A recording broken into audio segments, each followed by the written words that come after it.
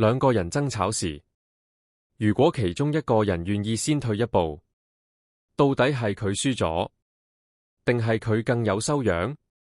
其實真正成熟、有格局嘅人，先做得到退讓，因為自尊係面子，而自信先係底氣。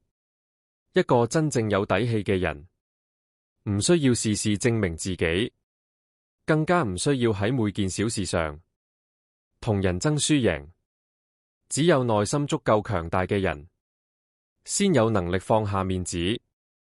只有真正自信嘅人，先願意低頭，因為佢知道退一步唔代表自己輸，反而係一種成熟。相反，越缺乏安全感嘅人，越容易執着。我一定要贏，總想證明自己啱，總想壓過別人，總想最後一句一定係自己講。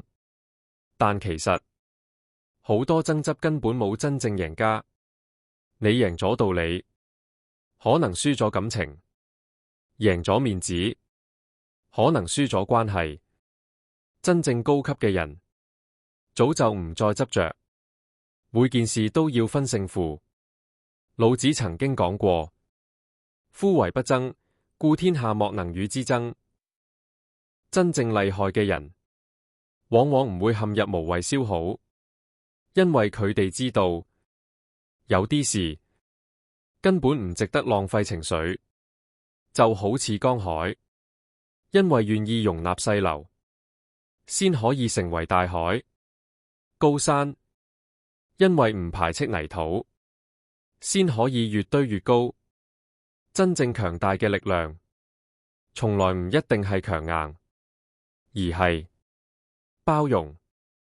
有時候退，其實先係真正嘅進。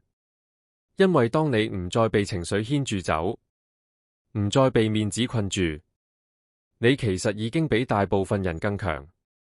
而且你永遠無法打敗一個根本唔想同你爭嘅人，因為當一個人內心真正平靜，佢已經唔需要透過輸贏去證明自己價值。